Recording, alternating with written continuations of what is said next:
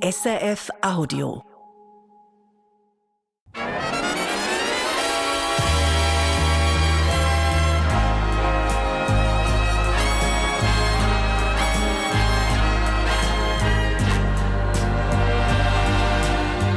Persönlich.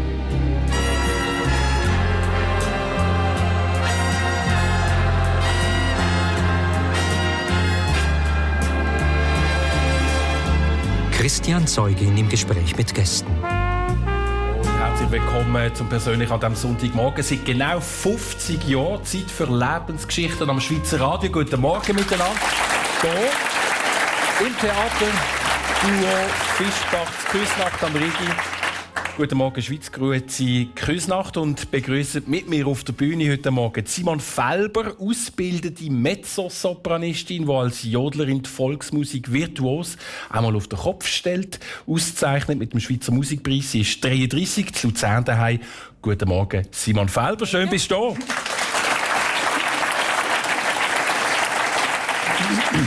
Und neben ihr der Josef Sepp Werder, Käsermeister mit einem guten Marketing-Gespür, führt die eigene Käserei zu Küsnacht als unabhängiger Familienbetrieb, 62, aus Küsnacht, auch hier daheim.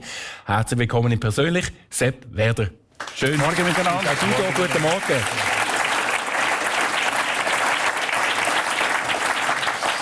Käse- und Gesangskunst, was die machen, braucht Zeit. Ein Käse reift über lange Zeit im Keller. Eine professionelle Stimmausbildung mit Studium, das dauert Jahre. Und ich habe mich gefragt, das braucht Geduld. Ich weiss aber nicht, ob ihr mit Geduld gesegnet sind. Simon Felber, bist du ein geduldiger Mensch?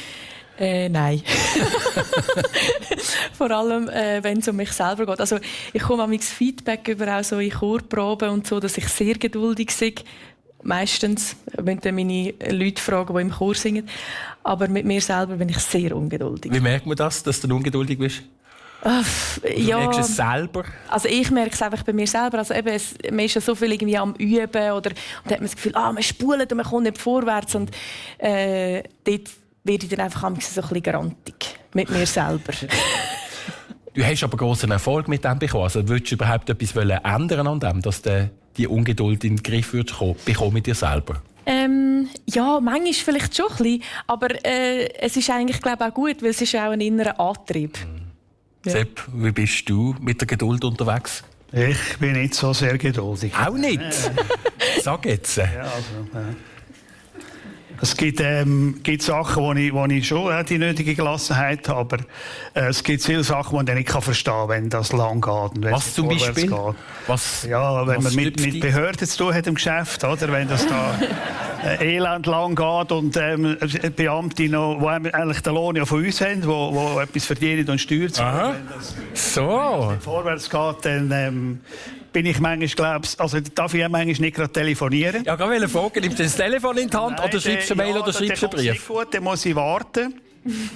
Und dann entweder telefoniere ich dann später oder ich schreibe ein Mail, aber das muss ich im Moment warten. Das habe ich auch geklärt, dass wir dann vielleicht einen Tag später besser antwortet, weil das sonst nicht so gut ankommt. Aber das Mail schreibst du noch selber und nicht mit der KI? Schreibe ich selber, ja. Ich mache viele Fehler, aber die tue ich immerhin korrigieren. Das sieht man dann, aber ja, das mache ich schon. Also einmal drüber schlafen und dann ist es meistens schon mal ein bisschen besser. Ja, besser, ja. Stichwort Geduld. Du hast selber bis 40 gewartet, bis selber der Sprung ins Unternehmertum dann gewagt hast, die Selbstständigkeit gemacht hast. Hat das auch Geduld abverlangt, die Jahre, wo du vorher noch als Teil warst von einem grösseren Unternehmen? Ja, eigentlich war schon die Idee mit 25, als ich die Käsermeisterprüfung absolviert habe, selbstständig zu werden.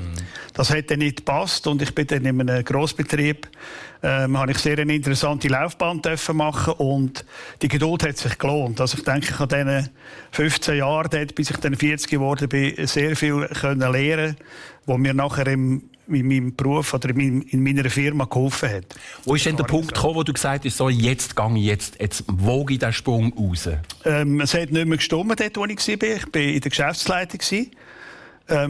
Die Strategie, wo der CEO oder der Chef oder der Inhaber angeschlagen hat, hat er nicht mehr ganz mit meiner übereingestimmt. Und dann entweder kehrt man die Strategie, und sonst kann man nicht in einer Geschäftsleitung aktiv sein, wenn man das nicht trägt. Und dann muss man Konsequenzen ziehen. Und selbstständig sein ist immer auch ein bisschen dann schon immer noch das Thema gewesen. Und das hat sich dann mit 40 habe ich dann gedacht, so, jetzt machen wir das. Du bist dort Vater von 3, ja nicht mehr ganz kleinen Kindern, oder? Aber ja.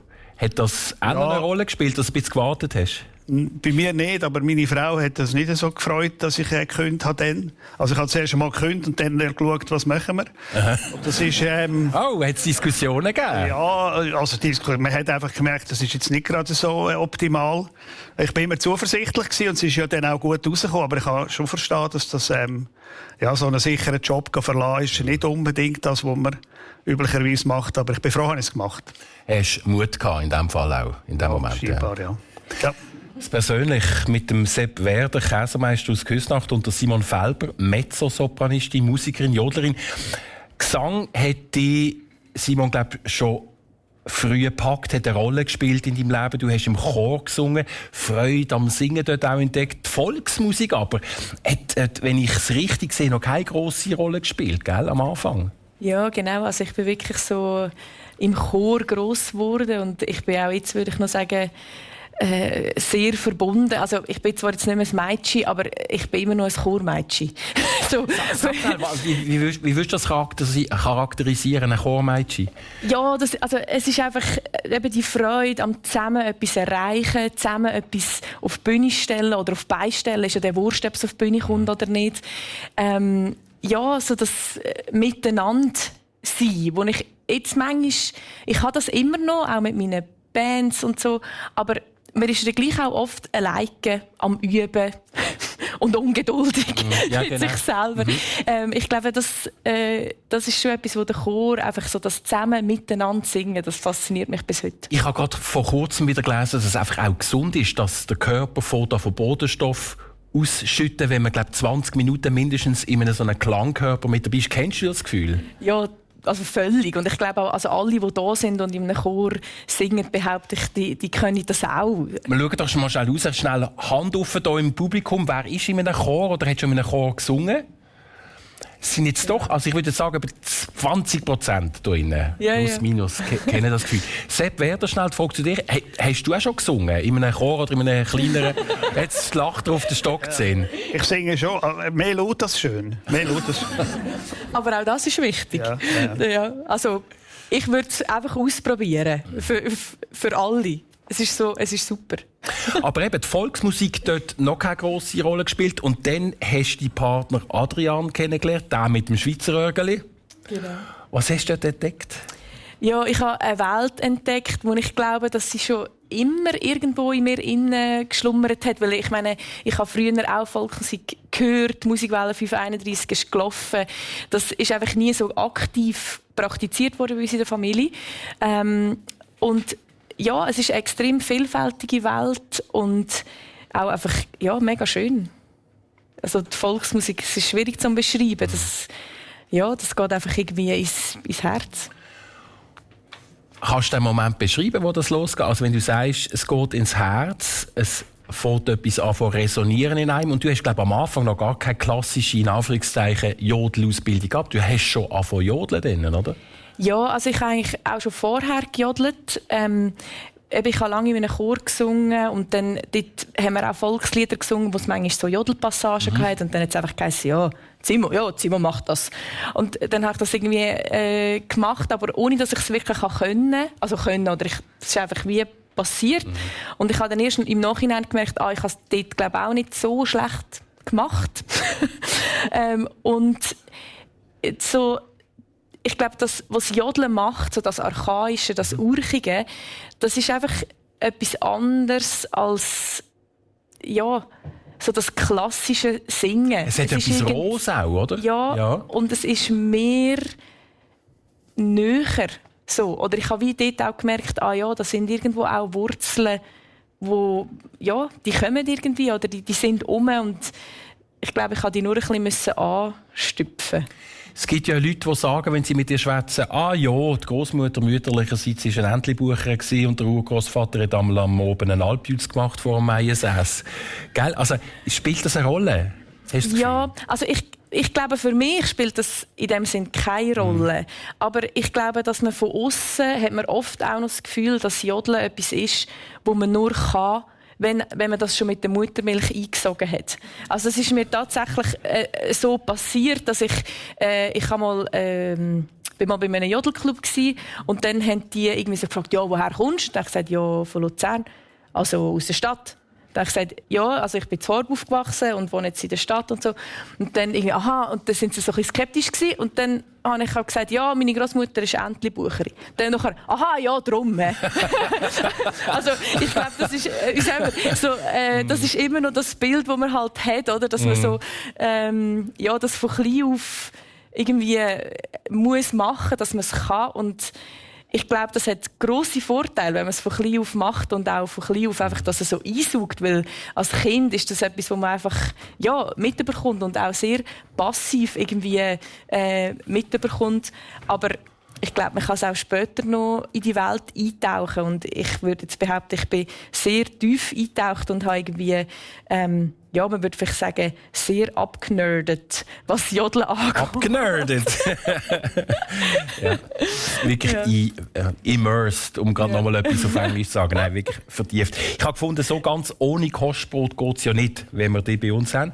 Wir hören jetzt einfach wirklich nur die erste Strophe von einem Lied, das sonst, glaube ich, 3,5 Minuten wäre, aber es bietet trotzdem einen schönen Bogen. Da ist die erste Strophe von «Ha an einem Ort ein Blümeli gesehen» mit der Simon Felber. Bitte schön. An einem Ort ein Blümeli gesehen, ein Blümeli rot und weiss. Das Blümeli gesehen ich nimmer mehr, drum tut es mir im Herzen weh. O Blümeli mi, ich möcht gern bei dir sein. Voilà.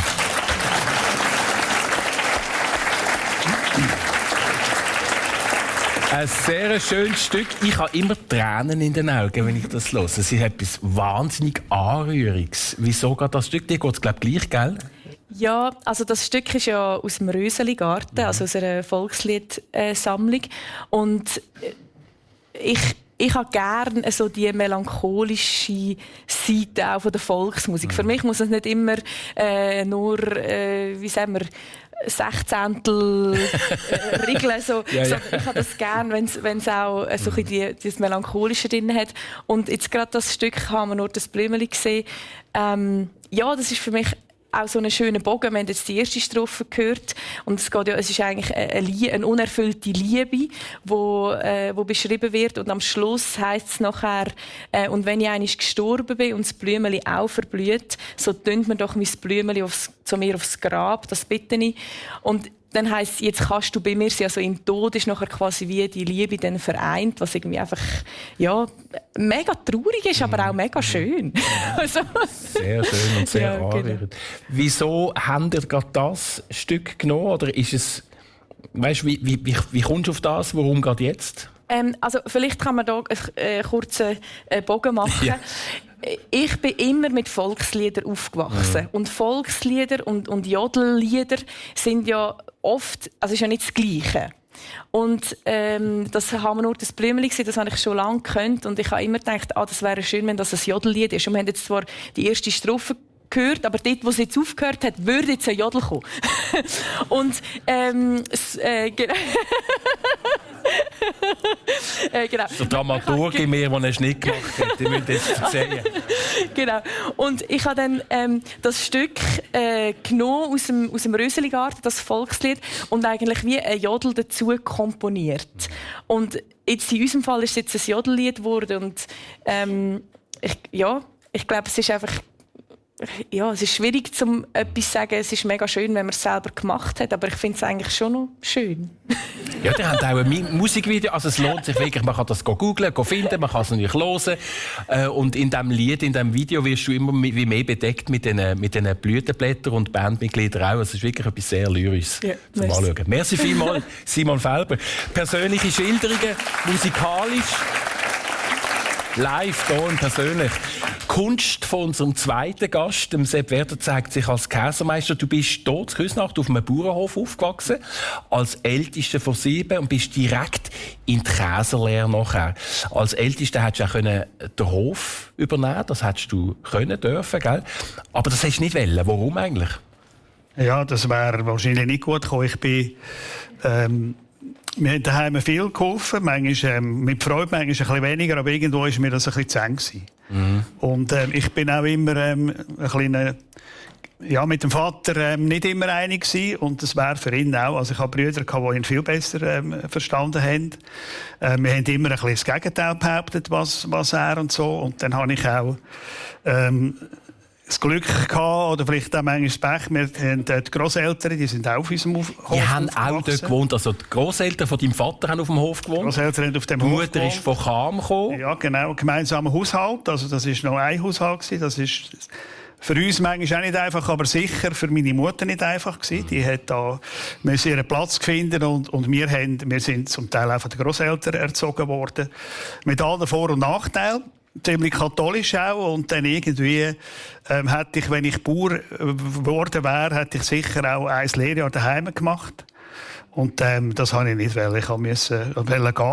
Man hat dann auch, als ich in die Schule bin, hat man noch mit in der 8. Klasse, wenn man eine Lehrstelle hatte, hat man die Schule verlassen. Und dann hat er schon geschaut, dass ich eine Lehrstelle habe, und hat dann bin dann in die Ostschweiz zu einem Onkel, also ein Bruder von meinem Vater, hat dort einen Käse gehabt. Zudem bin ich schon immer in die Ferien, und es war einfach ein bisschen eine freiere Welt gewesen. Dort hat es keine Großmutter und keinen Großvater gehabt, die sind frisch da gewesen. Hat mir dort schon in der Ferien immer gefallen, und dann bin ich dort in die Lehre. Habe dann 2 Jahre in dieser Appenzeller Käserei gelernt, Appenzeller machen, und bin dann im 3. Lehrjahr noch in einer Emmentaler Käserei, auch in der Ostschweiz, und habe dann dort, dazu mal den Königskäse, Emmentaler, haben wir dort gemacht, und habe das dort auch noch gelernt. Also heisst das, du hast wirklich einen sehr kreativen, aber auch lösungsorientierten Zugang gefunden, um das jetzt im Neudeutsch zu sagen, wie du aus dem doch vielleicht ein bisschen engen Korsett von dieser Familie mit allen Vorteilen, aber auch vielleicht Nachteilen hast können ausbrechen. Was war das Schönste, wo du hast in das Lehrjahr rausgehen, eben zu diesem Onkel? Auf was hast du dich am meisten gefreut? Ja, wie gesagt, so ein bisschen andere Umgebung, andere Welt. Auch so ein bisschen fort von daheim. Das hat, und gleich wäre jetzt nicht gerade eine Weltreise gemacht haben schon. Also man ist gleich so alt. Dazu mal hat man nicht 5 Tage in Woche gehabt, aber so alle 3 Wochen bin ich dann heim, haben wir mit dem Zug 2,5 Stunden, und dann ist man auch gerne wieder heim gegangen und gleich gerne wieder in die Lehre. Ja. Jetzt gehen ja alle Milchkühe, aber nicht aus jeder Milch gibt es einen guten Käse. Und du hast Freude daran bekommen, wenn es denn dir mit dem Ärmel der Käse mit dem Käse den Ärmel reingenommen, mit dem Käse. Also weißt, wenn hat es den Moment gegeben, wo du zum ersten Mal gemerkt hast, leck, ist das etwas Tolles? Ja, schon während der Lehrzeit. Und dann vor allem auch bin ich nach der Lehre, bin ich 3 Sommer, gerade nach der Lehre, habe ich gedacht, jetzt gehe ich auf eine Alp. Erstens haben sie immer Käser gesucht. Also jetzt müssen wir schon mal sagen, du bist ein junger Sen gewesen. Wie alt bist du? Ja, 18. Ja. Mit 18 geht der junge Sepp auf eine Alp im Prättigau. Ja. Und dann? Ja, man hat sich dort beworben und ist dann im Winter mal schauen. Also wir haben nicht schauen, wir sind nur bis auf Küblis gekommen. Und dann haben wir den Stecker gezeigt, dort oben ist die Alp und zwei Fotos. Und dann, ich habe einfach gewusst, dort bin ich für Käse machen zuständig. Und wir haben dann ich bin mit einem Kollegen gegangen, der Bauer gelernt hat. Wir haben das Gefühl, wir sind jetzt genau die richtigen 2, die es dort brauchen. Und dann sind wir dann ich bin gerade 18 geworden im Juni, das ist auf 1800 Meter, die Alp, in der Nähe von St. Antonien, sind wir dort hergekommen. Und dann habe ich, als wir dort hergekommen sind, dann gemerkt, dass ich bin der Sen. Hat dann gesagt, welcher ist jetzt da der Sen von euch? Und dann habe ich gemerkt, dass ich das bin, also der Käse macht. Und dann, das ist mir eigentlich noch klar gewesen, dass ich wahrscheinlich verantwortlich bin für die Qualität auch. Das ist auch eine sehr grosse Alp gewesen. Wir haben dort 180 Kühe gehabt und etwa 2'000, 3'000 Liter Milch. Also es war eine der grösseren Alpen. Riesig, mit 18, Die sind 180 sehr Kühe. mutig gewesen, die Bauern, die mich dort angestellt haben. Ist das gut gekommen? Ja, ich bin auf jeden Fall 3 Sommer gegangen. Also ich glaube, Offensichtlich, nicht so schlecht. ja. Was ich aber nicht gewusst habe, ist, dass ich auch so ein bisschen zuständig war, so ein bisschen wie der Vater von denen. Es sind dann auch 3, die Bündner haben ja sehr lange Sommerferien, 3 Jugendliche, so Buben. 13-, 14-Jährige sind auf dieser Alp gewesen. Und die haben dann immer erwartet, dass ich ihnen sage, was es zu tun gibt, die Hände waschen vor dem Essen und so. Und das ist eigentlich nicht das gewesen, was ich habe oder erwartet habe, aber man ist dann in die Rolle, man hat das von mir erwartet. Dann hat man halt diesen Burschen gesagt, wo durch, und dann ist es auch Herbst geworden und die meisten sind am anderen Frühling wieder gekommen, also ist alles letztes. Also hast du es offensichtlich gut gemacht. Es hat guten Käse gegeben, du hast auch noch gerade die Jungen erzogen. Ein richtiger Zen halt, was man so macht. Aber hast du eigentlich am Anfang schon nicht gewusst, was die erwartet, oder? Wenn ich das richtig verstehe? Also richtig, eigentlich ein bisschen, also naiv kann man nicht sagen. Ich habe schon davon ausgegangen, dass man das Handwerk ja gelernt hat. Aber wenn ich heute schaue, sie lernen dann nach der Lehre, es braucht dann schon auch noch 2-3 Jahre Erfahrung, bis man wirklich so ein bisschen alle Sachen mal erlebt hat. Von dort her bin ich ja, schon ein bisschen rein einfach gegangen, weil ich dachte, ja, das ist gut. Aber die Bauern, die mich angestellt haben, wie gesagt, sind auch doch recht mutig gewesen, glaube ich. Aber Grüße ins Prättigau. Mut zahlt sich aus. Schön. Und mit dem Käse, was haben ihr für Käse gemacht? Was haben ihr dort für Käse produziert? das hat Bündner Bergkäse, also Bündner Bergkäse. Bergkäse. Den Käse haben die Bauern alle selber vermarktet. Also man hat dann geschaut, wie viel Milch das die Kühe geben. So. Zwischendrin, es hat eine Durchschnittsmenge gegeben. Zuletzt haben wir dann Kästeile gemacht im Herbst. Dann haben die Bauern die Käse bekommen. Und von dort her war es natürlich schon gut gewesen. Das war eigentlich ihr Milchgeld gewesen. Die haben dann zum Teil auch weiterverkauft. Das war wahrscheinlich schon nicht schlecht gewesen, wenn die Qualität gestimmt hat. Das hat sicher geholfen, um den Käse zu vermarkten. Und wenn man den ganzen Winter muss Käse essen muss, der nicht optimal ist, weiss ich nicht. Der lenkt er lang. In dieser Zeit, also wirklich noch als junger Zen, hast du, glaube ich, auch deine Frau schon kennengelernt, oder? So, Ja, ich glaube, am letzten Sommer bin ich dann, ist sie mich dann mal besuchen. Wie habt ihr euch kennengelernt? Beim Tanzen an einem Fest. Bei uns hier in der Innerschweiz sind alle Samstag irgendwo ein Fest gewesen. Und früher hat dann Musik gespielt und dann hat man tanzt. Und so ist man dann irgendwie, hat man Frauen kennengelernt und unter anderem ist das dann zustande gekommen, ja. Und dann ist sie die... Ich muss vielleicht noch sagen, zum Leid von meiner Frau tanze ich heute nicht mehr. Für mich ist das, für mich ist das Tanzen eigentlich so ein bisschen ein Balzgebaren, sage ich mich. Ein Balzgebaren. Hoi, super. Vielleicht würde das deine Frau gerne wieder mal sehen. Ja, das weiss ich schon. Ich kann sagen, jetzt bald die Zeit ist vorbei. Es gibt ja viele Männer, die mit 50, 60 noch mal in die Zeit hineinkommen. Nein, aber man sagt ja, Tanzen sei gut für Koordination, für all die, fürs Hirn und so. Und von dort her kann ich schon im Hinterkopf irgendwann ist das noch wieder zu aktivieren. Aber zu viel versprechen wollte ich natürlich nicht, weil das setzt mich dann schon ein bisschen unter Druck. Du bist jetzt 62, hast noch ein paar Jahre in der Käserei, also vielleicht ab 65. Ja. Nein, aber noch schnell, um den Bogen mit der Frau abzuschließen. Dann ist sie dich besuchen auf Meiersäß. Und dann hat sie gefunden, das ist der Richtige. Also die Tatsache, dass sie dort raufgekommen ist schon mal... wir sind dann da, glaube ich, auch ein bisschen die Alp anschauen und man sagt, sie sei in Disteln hineingestanden und haben es nicht einmal gemerkt, sie seien so verliebt gewesen. Das weiss ich nicht mehr, aber das habe ich gehört und dann habe ich gedacht, ja, wenn die schon mich besuchen, das ja, tatsächlich ist gut gekommen. Persönliche Schilderung von der ersten Liebesgeschichte. An dem Ostersonntag auf dem 1. Mit uns auch Simon Felber heute Morgen. Wir tauchen doch noch ein bisschen ein. Du hast eine jüngere Schwester, aufgewachsen, du hast es erwähnt, Horb, bei Luzern. Was ist typisch in der Familie Felber gewesen, wenn man so einen Schnappschuss anschauen von eurem Familienalbum in der Kindheit, von euch beiden Schwestern? Ja, ich glaube sicher von aussen. Entweder am Velofahren oder am Wandern oder am Skitouren.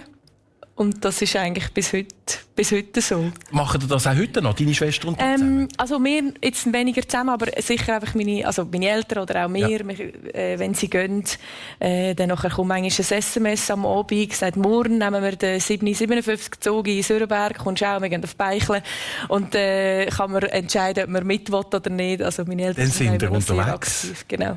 Also, und deine Schwester hat es, glaube ich, auch so ein bisschen ins Landschaftliche rausgezogen, gell? Die ist im Bündnerland, bei Genau. Meine Schwester wohnt in Valendas, eigentlich in der Rheinschlucht. Genau, und ist dort daheim inzwischen. Also ihr beide auf eine Art sehr traditionell verbunden mit etwas, wo Schweizer Kulturgut ist. Also, sie ist in der Landwirtschaft tätig, du singst, jodelst. Ja, ich glaube, das ist das mit den Wurzeln. Also die sind immer irgendwo rum gewesen. Und wir sind auch so viel im Entlebuch bei meinen Grosseltern und ja, das ist auch etwas, was mich immer wieder anzieht. Berge und draussen. Ist der gleiche bei den draussen singen oder nicht? Das mache ich eigentlich selten, würde ich jetzt behaupten. Aber ja, einfach so, das Daheim sein, das ist für mich schon auch etwas wichtig. Also jetzt eine Weltreise hätte ich nicht hinter dem Ofenbänkchen vorgeholt? Doch, schon, aber ich glaube, es ist einfach immer gut, wenn man wieder weiss, woher dass man heim kann. So. Und das finde ich auch etwas mega, mega Schönes. Deine Mutter hat dir ja quasi die musikalische Oder mitgegeben. Sie singt jetzt auch in einem Chor. Was ist eigentlich von deinem Vater gekommen? Weißt du, muss man ihn selber fragen? Nein. Nein, also ich glaube, ich habe sehr viel, oder die Ruhe, die mein Vater auch immer ausstrahlt. Man sieht jetzt, also das sehen Sie am Radio natürlich nicht, aber wenn er dort sitzt, der ist einfach stoisch. Ich glaube, ich habe auch sehr viel von dieser Ruhe. Mein Vater ist auch sehr eine analytische Person. Ich glaube, das habe ich auch von ihm ein bisschen weit bekommen. Und ja, einfach von beiden meinen Eltern, ich glaube, ein guter Mix. Eben, zu dem kommen wir sicher auch noch zum Geschäftlichen, weil als Künstlerin sagst du, glaube auch, du bist eigentlich konstant in einem Start-up-Prozess. Also du bist immer an einem Projekt oder du hast mehrere Projekte am Laufen. Da muss man analytisch sein, braucht es vielleicht auch mal ein bisschen Ruhe, wenn man, was weiß ich, Verträge muss abschließen oder so. Also dort kommt das vielleicht auch zum Tragen. Ja, ich denke schon. Also eben, man hat ja oft so ein bisschen die romantische Vorstellung von Künstlerin sein, Musikerin sein und irgendwie können sich stundenweise und wochenweise in kreative Prozesse hineingeben. Ja. Und ich meine, im besten Fall ist es so, aber ganz viel ist es auch einfach Büro, Mails beantworten, Geld suchen. Also es ist sehr down to earth. Oder viel bodenständiger, als man eigentlich denkt. Als man eigentlich denkt. Also die hochfliegenden Träume vom Kulturwesen, wo sphärisch unterwegs ist und ein bisschen singt und Blümchen zählt. Das ist Knochenarbeit, oder? Ja, also es ist Knochenarbeit, ich glaube, das kann man schon sagen. Und ich habe gerade gestern einen Text gelesen, wo der Titel war, gibt es überhaupt noch professionelles Kulturschaffen? Also kann man überhaupt noch professionell Kultur schaffen? Weil es einfach immer wieder die Frage ist, es ist immer wieder die Geldfrage und das ist auch etwas, was frustriert. Und dort bin ich sehr froh, dass ich mich aber auch manchmal eben in die Welt flüchten kann, von dem Kreativen. Oder dass man manchmal sagt, also jetzt wird einfach komponiert und ich mache mir keine Gedanken darüber, ob jetzt Geld reinkommt oder nicht. Und ich glaube, dort bin ich auch sehr in einer privilegierten Situation als Musikschaffende, dass ich auch ab und zu gefördert werde und dass auch meine Arbeit und meine Kunst in dem Sinn gesehen wird. Hat es eigentlich Erwartungen gegeben bei euch beiden? Also Erwartungen von den Eltern, jetzt bei dir, bleib noch schnell bei dir, Simon Felber. Was hatten deine Eltern für eine Erwartung gehabt, für einen Beruf oder Ausbildung, oder hast du komplette Freiheit gehabt? Also, ich glaube, sie haben nicht die Erwartung gehabt, dass dass ich etwas werde, aber ich glaube, sie haben auch nicht gedacht, also mal sicher, glaube, dass ich etwas werde, sicher, das mal, aber jetzt so spezifisch, aber ich glaube schon, dass jetzt, gerade wenn wir bei meinem Vater sind, dass er eher das Gefühl hat, ja, es wäre vielleicht gut, etwas Naturwissenschaftliches so. Aber das ist bei mir eigentlich schnell klar gewesen, dass das nicht der Fall wird sein und dass es eher meine Schwester ist, die naturwissenschaftlich begabter ist. Ja. Ich kann es aber nicht so genau sagen, wenn Sie nachher selber fragen. Sepp, noch mal schnell bei dir. Also, wo du dich dann entschieden hast zur Käserlehre, hat es da doch noch eine Erwartung gegeben, dass du vielleicht der wärst, der den Hof übernehmen würde? Oder wie habt ihr das? Kannst du dich noch erinnern, wie der Entscheidungsprozess gelaufen ist? Ja, ich habe ja noch 5 Brüder und eine Schwester gehabt. Also von dort her ist wahrscheinlich mein Vater nicht schon in Panik gekommen, dass dann jemand den Bauernhof übernimmt. Und es hat sich auch schon früher so ein bisschen abzeichnet. Und erwartet hat man, dass es etwas Rechts gibt aus einem. Das war, glaube ich, früher so ein bisschen die Erwartung gewesen. Und, aber sonst irgendwie zu etwas gedrängt worden ist mir nicht. Ich habe lustigerweise mich auch noch für Elektromonteur interessiert. Also eigentlich ist das so beides so ein bisschen. Aber irgendwie bin ich dann halt zum Onkel in die Lehre. Ja, du bist mit auf die Lehre gegangen. Wir haben so ein bisschen einen Schnappschuss gesehen von der Kindheit von der Simon, eben mit viel voraus, Skitouren etc. Wenn man einen Schnappschuss würde in diesem grossen Fotoalbum mit diesen 7 Kindern und den Eltern und den Grosseltern, die auch noch auf dem Bauernhof gelebt haben. Was wäre so ein typisches Bild von euch in der Kindheit? Auch viel verrissen. Die sind viel draussen, ja. Verrissen, natürlich. Auch. Wir hatten auch Freiheiten gehabt. Wir mussten auch helfen, natürlich, wie sich das gehört hat auf einem Bauernhof. Krisen, also Kirsche, wie du wahrscheinlich würdest sagen. Ja, mit Kirsche würde man zu Basis sagen. Wir hatten sehr viel Krise gehabt. Und die sind früher komischerweise später reif als heute. Die sind immer dann reif, wenn die Sommerferien angefangen haben. Und wenn ich so heute schaue, wenn die Sommerferien anfangen, so 10. Juli ist bei uns jetzt vielfach Krisenernte durch. Wir haben immer noch Krise auf dem elterlichen Hof, aber früher ist das bis Anfang August gegangen. Also so 4, 5 von 6 Wochen Sommerferien, die sind wirklich mal ausgebucht mit Krisen. Und nachher haben wir das schon auch noch können, uns ein bisschen entfalten. Also wir haben, ich meine, wie man sagt, eine gute Jugend gehabt.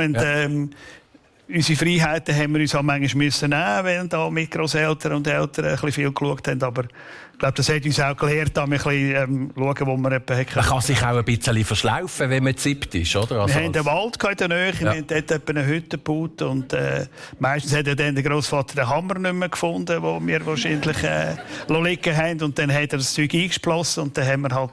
Ja, es hat immer eine Lösung gegeben. Jetzt bist du heute mit der Käserei seit Jahrzehnten unterwegs, oder? 62. Da gibt es ganz grosse Milchkonzerne in der Schweiz. Die sind regional organisiert und haben eure Kundinnen und Kunden auch. Da muss man eigentlich auch ein bisschen Rebell sein, um sich durchzusetzen. Ja, Rebell. Man muss ein bisschen kreativ sein. Und ich meine, wir haben den Vorteil, dass wir durch unsere Grösse oder durch Kleine auch ein bisschen schneller sind. Also wir können auch schneller auf Kundenwünsche reagieren. Hast du ein Beispiel gegeben? Ja, gestern am Abend, wir haben da zu Küsnach so ein Beizli, das jetzt am See frisch aufgegangen ist. Ich bin dort noch schnell ein Apero nehmen und dann habe ich den Job vergessen und bin dann noch holen. Und dann hat mir die dort Wirte gerufen und gesagt, unbedingt, ich habe keinen Käse mehr. Die hat jetzt da Käseschnitte gemacht und es war schön Wetter gewesen. Und jetzt hätte ich halt einen Haufen Käse gebraucht, das Trudi. Und dann habe ich halt heute Morgen noch 4 Kilo gebracht. Weil das kann dann nicht jeder, oder? Also ein Emmi oder sonst ein Jetzt haben wir den Namen genannt, ist gut. Mikroskop ist auch schwierig. Aber ja, wir möchten das halt. Und ich habe manchmal das Gefühl, das macht man jetzt noch schnell. Die Vorteile müssen wir auch nutzen. Wir müssen ein bisschen schneller und ein bisschen schlanker sein, damit wir irgendwo unseren Weg und unseren Platz finden. Wir müssen regional stark sein. Man muss uns da kennen und dann funktioniert das schon. Jetzt ist so der Milchpreis gefühlt von mir als absolute Laie, der in der Stadt wohnt, ein bisschen ruhiger geworden in der letzten Zeit. Aber ich habe das Gefühl, das ist schon ein konstantes Ringen und Schauen. Oder? Auf der einen Seite haben die Milchproduzentinnen, Milchproduzenten, die Landwirtschaft und auf der anderen Seite die als Produzenten, dann die Kunden. Alle Klöne sind zu teuer, die einen bekommen zu wenig dafür, die anderen zahlen zu viel. Also wie bewegt man sich da als Käser in einer Region? Also wie behältst du Frieden mit allen? Also ich habe vielleicht das Glück als Bauernsohn, ich kenne ja beide Seiten, oder? Also wenn ein Bauer jammert, verklopfe ich ja nicht immer gerade und denke, es ist jetzt vielleicht so schlimm, aber es ist verständlich. Muss ja sagen, bis etwa 1999, 2000 hat es die Käseunion gegeben. Und dann hat der Bund entschieden, wer wie viel Käse macht. Und der Bund hat auch den Milchpreis beschlossen. Also das ist ich kann mich schön erinnern, in der Nachricht, jetzt haben wir den Bund hat den Milchpreis jetzt angepasst, sicher immer zu wenig aufgetan für meine Mutter. Hat sich immer rüdig genervt, wenn das wieder nicht gleich viel geht, wie wir die Bauern haben gefordert. Ja. 5 Rappen und der Bund hat vielleicht nur 3 Rappen gegeben. Und nach 2000, als die Käseunion aufgelöst wurde, ist das Sache zwischen bei uns jetzt, wo wir die Milch direkt von den Bauern kaufen, zwischen dem Käser und den Produzenten. Und das sind halt Verhandlungen, wie man sie sonst im Geschäftsleben auch hat. Da muss man schauen, dass man einerseits diesen Bauern einen Milchpreis zahlt, dass sie weiterhin Milch liefern. Und umgekehrt sind natürlich unsere Kunden auch interessiert an einem preiswerten Produkt. Und auch wir müssen Löhne zahlen und müssen wieder investieren. Aber irgendwo findet man sich schon. Ich glaube, was ist denn besser, wenn alle ein bisschen unzufrieden sind oder alle ein bisschen zufrieden?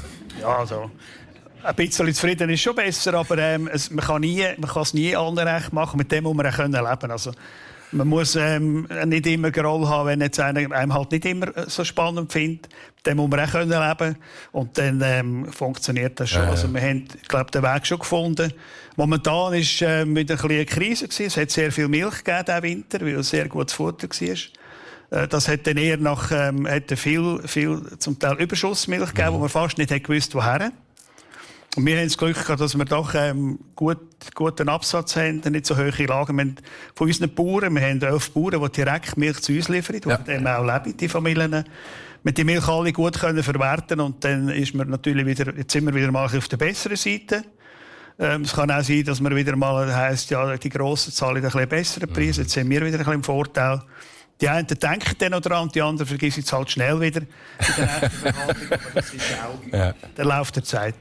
Ja, wir sind schon fast in einer kleinen politischen Runde da.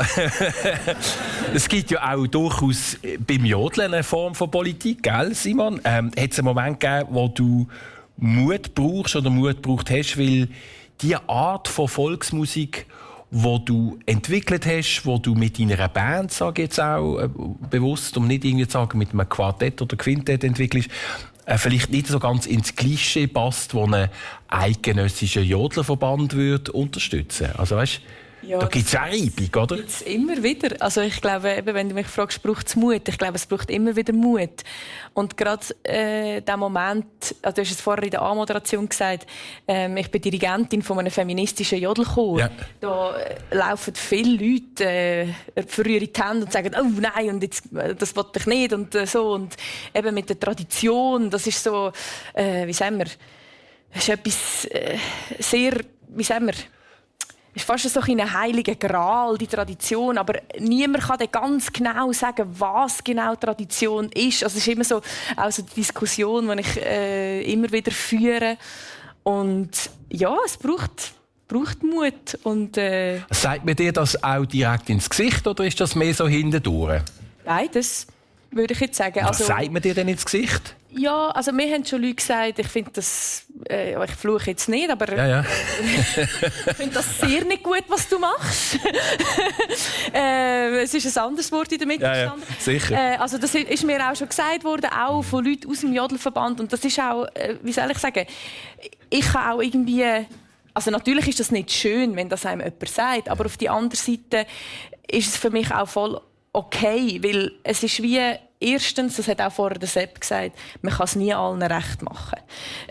Und für mich ist das ganz klar eine Reibung an etwas, was war, eben an einem Brauchtum, einfach mal ein bisschen schauen, was geht und was kann man machen, um einfach auch das Feuer irgendwie zu behalten. Und das, ich glaube, oft hat man dann so das Gefühl, ah ja, das ist die macht nur Neues und so. Aber dass ich irgendwie die Tradition auch sehr schätze und gleichzeitig beides kann machen, das sieht man halt dann oft nicht. So. Es ist ja wie mit dem Dialekt, der sich ja auf eine Art immer weiterentwickelt. Genau. Das ist auch dort, oder, ich meine, von wegen Heiligtum, das Schwingen, das ist auch so ein Verband, wo man ja lieber nicht in die Diskussion tritt, oder dann wird es schwierig, oder? Ja, der feministische Frauenchor. Ich habe gestern jemandem erzählt, dass sie das Echo vom Eierstock haben und dann haben die einfach wirklich müssen lachen, weil es einfach ein super lustiger Titel ist, oder? Ja. Also wie ist das entstanden? Also das Echo vom Eierstock, vielleicht zum Namen. Der Name ist von unserer Präsidentin, die einfach gesagt hat, wenn ich mal einen feministischen Jodelchor gründe, dann heisst der Echo vom Eierstock. Und eben, ich meine, wir sind hier in der Innerschweiz, in der Zentralschweiz, wo es viele Stöcke gibt. Ja. Es ist so. Und eben, dann ist auch die Frage, ja, ich weiss nicht, vielleicht gibt es auch irgendwo den Eierstock, man weiss es halt nicht so gut. Und ich glaube auch, dass gerade das, wenn es um Tradition und um Brauchtum geht, vergisst man oft ein bisschen den Humor. Ja. Und ich es ist ja nicht nur Bierernst und jetzt irgendwie Kampfparole, Feminismus, sondern wir haben ja, ich habe das Gefühl, ich habe jetzt ein paar Fotos gesehen, da ist durchaus sehr viel Freude und Lust an der Musik dabei. Genau, oder? Und ich glaube, das ist auch mir mega wichtig, dass es auch humoristisch gesehen werden. Natürlich ist das ernst, was wir meinen und sagen, aber gleich alles kann man immer irgendwie auch mit Humor sehen. Ich glaube, das ist mega wichtig, auch gerade in dieser Weltlage, wo wir im Moment sind, braucht es einfach auch manchmal Humor. Und vielleicht noch zu deiner Frage, wie das zustande gekommen ist. Wir haben, es hat ein feministisches Kollektiv in Nidwalden gegeben, was ja sehr, ich sage jetzt mal, untypisch ist, weil die feministischen Kollektive, die sind eher in der Stadt und so ein bisschen urban. Und die haben eigentlich dann gefunden, hey, es wäre doch super, wenn wir am 8. März, also am Weltfrauentag, feministischen Kampftag, könnten durch Stanz laufen und einen Jutz singen. Ja. Und dann haben sie mich angefragt, ob ich das mit ihnen einstudieren würde. Und dann habe ich gesagt, mal, das machen wir. Und dann haben wir uns irgendwie an 2 Übungen getroffen und haben das einstudiert. Sind nachher durch Stanz gezogen und sind alle mega Freude gehabt, weil Singen macht Freude, das haben wir vorher schon diskutiert. Und dann haben sie mich gefragt, ja, würdest du das weitermachen? Machen wir das weiter? Und dann habe ich gesagt, ja, können wir schon, Zeit habe ich nicht, aber Lust eigentlich schon. Ja. Und ja, da sind wir. Und dort haben wir aber das Echo vom Eierstock ist dort noch nicht geboren gewesen als Zeit, oder sind wir schon als das gewandert? Genau, wir sind schon als das gewandert, aber wir sind noch erst etwa ein halbes Jahr später dann auch, würde ich jetzt sagen, durch die Medien geschleift worden, wo ich auch mal jemanden gefragt, also, was habt ihr für eine PR?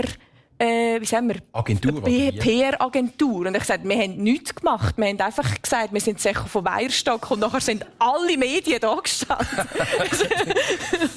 Und haben es behalten, genau. Du bist, glaube ich, designierte, gell? Korrigierst mich, wenn es falsch ist. Designierte Präsidentin, bist noch nicht gewählt, aber wirst vom Haus der Volksmusik zu Altdorf mit 33. Das ist eine ehrenvolle Sache, oder? So. Ja, also ich glaube, eben das Haus der Volksmusik ist, wird jetzt 20 dieses Jahr, darf man auch sagen. Und das ist einfach eine Institution, die sich einsetzt für die Volksmusik in der Schweiz, die auch ein grosses Archiv hat an Volksmusik, Noten und so weiter und so fort. Und ich bin jetzt gerade dran, nächsten Donnerstag ist die GV. Und dann werde ich gewählt im besten Fall, mal schauen. Und darf ich auch etwas sagen zu meiner Wahl.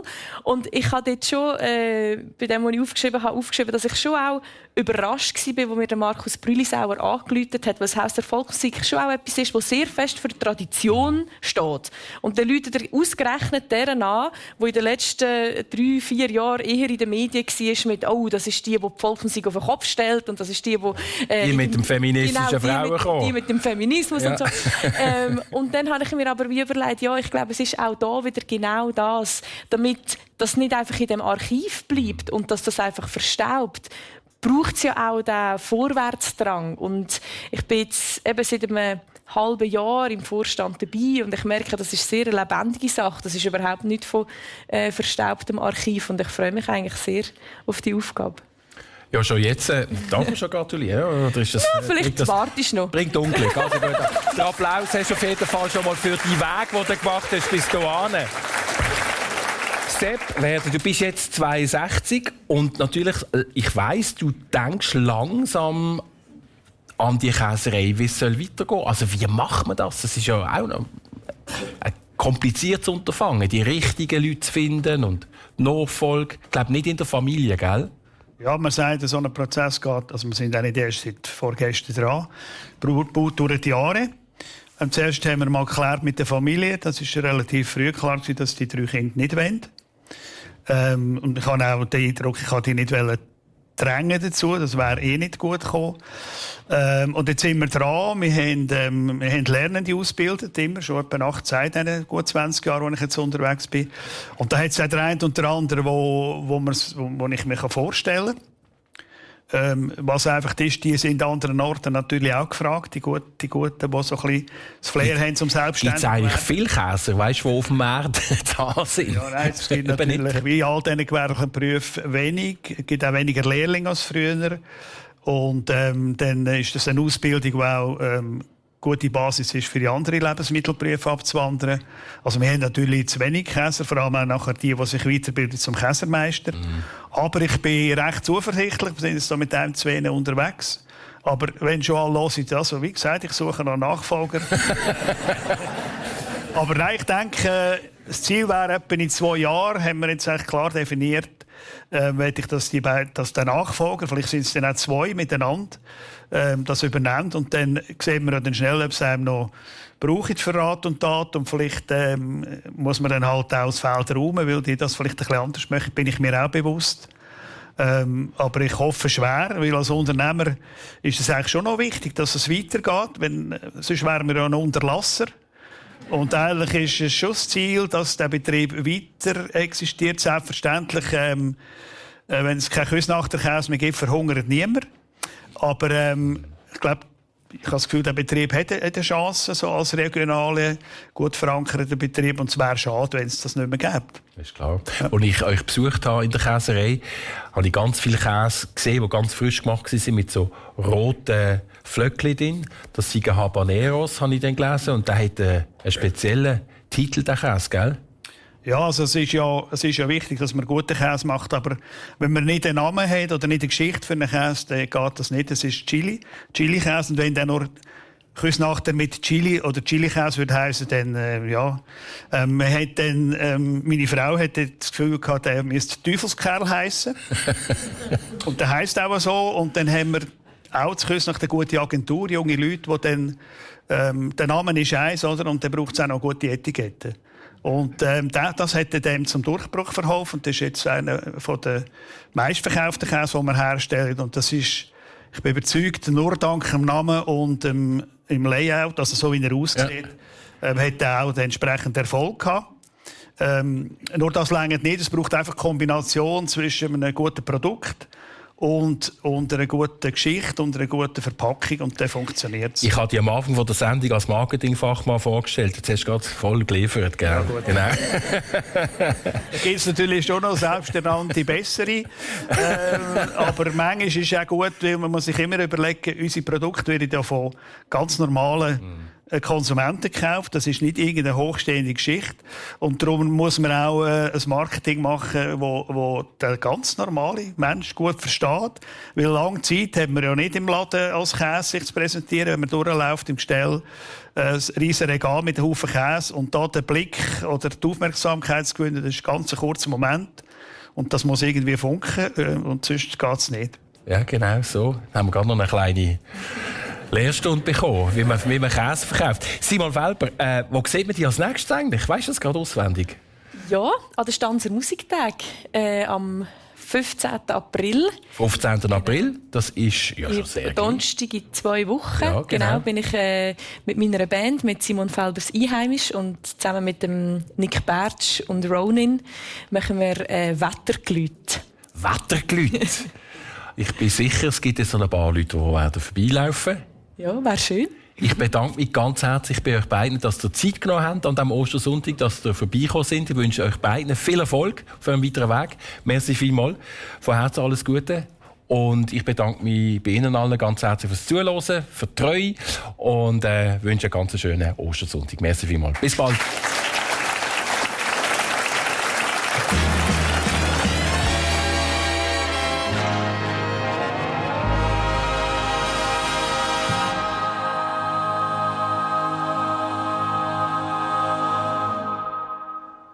persönlich, das SRF 1 Wochentalkshow mit dem Christian Zeugin. Gast sind die Jodlerin Simon Felber und der Käsermeister Josef Werder gewesen. Die Sendung ist aus dem Theaterduo Fischbach zu Küsnacht am Rigi gekommen. Technik Thies Ganz und Natascha Sigrist. Die Sendung wird übrigens wiederholt heute Abend am 10 Uhr hier auf SRF 1 oder ich kann sie in ein paar Minuten nachhören. srf1.ch/persönlich. Und wenn wir schon auf den nächsten Sonntag vor uns schauen, dann ist der Dani Vorler dann zu Gast im Theater Burgdorf und seine Gäste wiederum sind Nina Klötzli, Werkstattleiterin und Geschäftsleiterin Klötzli Messerschmiede Burgdorf und der Werner Kugler, ehemaliger Oberförster und Domänenverwalter von der Burgergemeinde Burgdorf. Das also wie gesagt. Das war ein Podcast von SRF. Produziert im Auftrag der SRG.